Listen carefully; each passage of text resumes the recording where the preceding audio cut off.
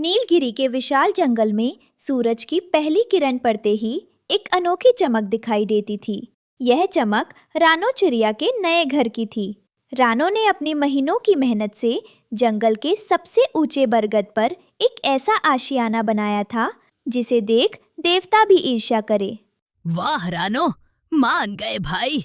मैंने अपनी पूरी जिंदगी में अमरूद के बाग देखे, मिर्चों के खेत देखे, पर गाजर का घर वो भी इतनी बड़ी और चमकीली गाजरें। मिट्टू भाई, ये साधारण गाजरे नहीं हैं। इन्हें मैंने 7 पहाड़ों पार परियों की घाटी से लाकर यहाँ रोपा था। ये जादुई है, ना कभी सड़ेंगी और ना ही इनमें कीड़ा लगेगा। तभी कालू कौआ अपने काले पंख फड़फड़ाता हुआ वहाँ आ पहुँचा। उसकी आंखों में हमेशा की तरह संदेह और लालच था। काव काव, रानो, तूने बड़ी गलती कर दी। तूने घर नहीं बनाया है, तूने पूरे जंगल को दावत का न्योता दे दिया है। रात को जब जंगली सुअर या गीदड़ आएंगे तो तेरे इस हलवे वाले घर का नामो निशान नहीं बचेगा। भाई, नकारात्मक बातें करना बंद करो। ये घर मेरी मेहनत का फल है। और सुनो, इसमें सुरक्षा का ऐसा जादू है कि कोई भी बिना मेरी मर्जी के इसे छू नहीं सकता। रात हुई, पूरा जंगल गहरी नींद में था, सिवाय एक साए के जो झाड़ियों के पीछे से रानो के घर को देख रहा था। वो अंधेरी गुफा की चुड़ैल थी। उसके बाल बिखरे हुए थे और उसकी त्वचा सूखी लकड़ी जैसी काली पड़ चुकी थी। और कितना दर्द सहेगी तू? बस ये गाजरे, अगर इनका रस मिल जाए तो मेरी हड्डियों में फिर से जान आ जाएगी। ये श्राप मुझे अंदर ही अंदर भस्म कर रहा है। वो धीरे धीरे रानो के घर की ओर बढ़ी। जैसे ही उसने एक गाजर को छुआ, घर से एक नीली रोशनी निकली और चुड़ैल को पीछे धकेल दिया। रानो की नींद खुल गई। कौन है वहाँ? कालू, मिट्ठू, देखो कोई मेरे घर को तोड़ रहा है। कालू और मिट्ठू तुरंत जाग गए और नीचे की ओर देखा। चुड़ैल फिर से गाजर पकड़ने की कोशिश कर रही थी। अरे बाप रे, ये तो वही दुष्ट चुड़ैल है जिसने पिछले साल खरगोशों के खेत उजाड़ दिए थे। भागो यहाँ से। मैंने कहा था ना, रानो, देख ले, तेरी गाजरों ने इस मुसीबत को बुलाया है। ओ बुढ़िया, जा यहाँ से, वरना मैं अपनी चोंच से तेरी आंखें फोड़ दूंगा। चुड़ैल नीचे गिर पड़ी और फूट फूट कर रोने लगी। उसकी चीखें पूरे जंगल में गूंज उठीं। मार डालो मुझे, हाँ मार डालो। वैसे भी ये श्राप मुझे तड़पा तड़पा कर मार रहा है। तुम्हें क्या लगता है मैं यहाँ चोरी करने आई हूँ? मुझे इन जादुई शक्तियों से कोई मतलब नहीं है। फिर तुम मेरा घर क्यों उजाड़ना चाहती हो? तुमने हमेशा जंगल के जानवरों को डराया है, आज तुम रो क्यों रही हो?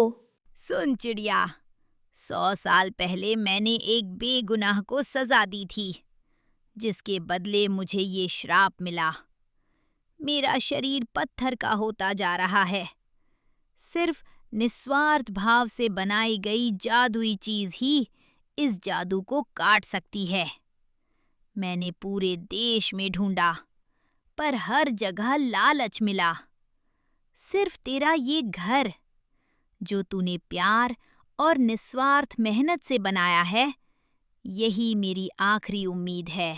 पर मौसी, ये तो रानो का घर है। अगर उसने तुम्हें गाजर दे दी तो वो कहाँ रहेगी? हाँ, और हम कैसे यकीन करें कि तुम ठीक होकर हमें ही नहीं खा जाओगी? चुड़ैलों का क्या भरोसा। भरोसा मत करो, पर एक बार इस शरीर को देखो। क्या मैं तुम्हें डराने लायक भी बची हूँ?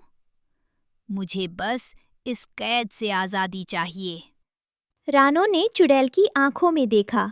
उसे वहाँ कोई छल नहीं, बल्कि एक गहरी यातना दिखाई दी। कालू भाई, मिट्ठू भाई, घर तो फिर बन जाएगा, लेकिन अगर मेरे इस त्याग से किसी का जीवन बदल सकता है तो मुझे ये घर नहीं चाहिए। तू पागल है रानो, बिल्कुल पागल। रानो ने अपनी चोंच से घर की मुख्य गाजरों के जोड़ काट दिए। धड़ाम से 3 बड़ी जादुई गाजरें नीचे चुड़ैल के सामने गिरी। लो मौसी, इन्हें खा लो। मैं नहीं चाहती कि मेरी वजह से कोई दर्द में रहे। चुड़ैल ने कांपते हाथों से गाजरों को उठाया और उनका रस पीने लगी। अचानक एक स्वर्ण ज्योति पूरे जंगल में फैल गई। चुड़ैल का डरावना रूप पिघलने लगा। उसकी जगह एक चमकदार सुनहरे पंखों वाली परी खड़ी थी। धन्यवाद रानो, तुमने मुझे सिर्फ श्राप से नहीं बल्कि मेरी नफरत से भी आजाद कर दिया। मैं भटक गई थी, पर तुम्हारी दया ने मुझे फिर से रोशनी दिखा दी। परी ने अपने हाथ हवा में लहराए। रानो का टूटा हुआ घर पहले से भी बड़ा, सुंदर और अब असली हीरो जैसा चमकने लगा। ये घर अब कभी नहीं टूटेगा और जो भी इसमें रहेगा उसे कभी भूख नहीं लगेगी। कालू कौवा अपनी चोंच दबाकर खड़ा था। उसे अपनी बातों पर शर्म आ रही थी। रानो, मुझे माफ कर दे। मैंने सिर्फ बुराई देखी, पर तूने उसके पीछे छिपी मजबूरी देख ली। कोई बात नहीं कालू भाई, याद रखना, हर बुरा काम करने वाला पैदाइशी बुरा नहीं होता। कभी कभी हालात और दर्द इंसान को पत्थर बना देते हैं। बस एक छोटी सी दया की किरण उस पत्थर को फिर से इंसान बना सकती है। सही कहा। अब चलो इस नए घर में पार्टी करते हैं, पर इस बार गाजरे खानी नहीं है, सिर्फ देखनी है। सब खिलखिलाकर हंस पड़े और नीलगिरी का जंगल खुशियों से भर गया। परी के पंख चांदी की तरह चमक रहे थे। उसने रानो को अपने पास बुलाया। रानो, तुमने आज जो किया वो केवल एक घर का त्याग नहीं था, बल्कि एक सोई हुई इंसानियत को जगाना था। मैं जा रही हूँ, लेकिन मैं तुम्हें और इस जंगल को एक उपहार देना चाहती हूँ। परी ने अपनी जादुई छड़ी हवा में घुमाई। अचानक रानो के हीरो जैसे घर के चारों ओर छोटी छोटी नन्ही जादुई गाजरों के अनगिनत पौधे उगाए। अरे ये क्या? क्या अब पूरा जंगल गाजरों का खेत बन जाएगा? नहीं कालू, ये करुणा के बीज है। रानो, जब भी इस जंगल में कोई पक्षी या जानवर बीमार होगा या किसी गहरे दुख में होगा, इन पौधों पर एक सुनहरी गाजर उगेगी। उसका रस पिलाते ही उसका शारीरिक और मानसिक कष्ट दूर हो जाएगा। लेकिन याद रखना, ये जादू तभी काम करेगा जब इसे देने वाले के मन में रानो जैसी निस्वार्थ भावना होगी। वाह, इसका मतलब अब हमारा जंगल सिर्फ सुंदर ही नहीं बल्कि सबसे खुशहाल जंगल बन जाएगा। रानो, तुम तो इस जंगल की रक्षक बन गई।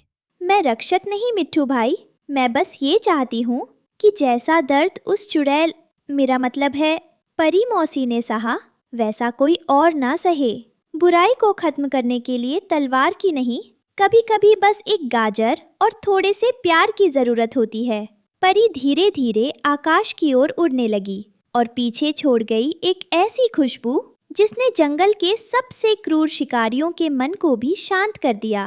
रानो, देख, वो देख, सूरज डूब रहा है, पर तेरा घर अब भी चमक रहा है। आज पहली बार मुझे इस जंगल में डर नहीं, बल्कि सुकून महसूस हो रहा है। यही तो असली जादू है कालू भाई। जब हम दूसरों का घर बसाते हैं तो ऊपर वाला हमारा घर खुद ब खुद रोशन कर देता है। उस रात नीलगिरी के जंगल में सन्नाटा तो था, पर खौफ नहीं। रानो अपने हीरो जैसे घर में सो रही थी और बाहर हवाओं में परी के आशीर्वाद की गूंज सुनाई दे रही थी।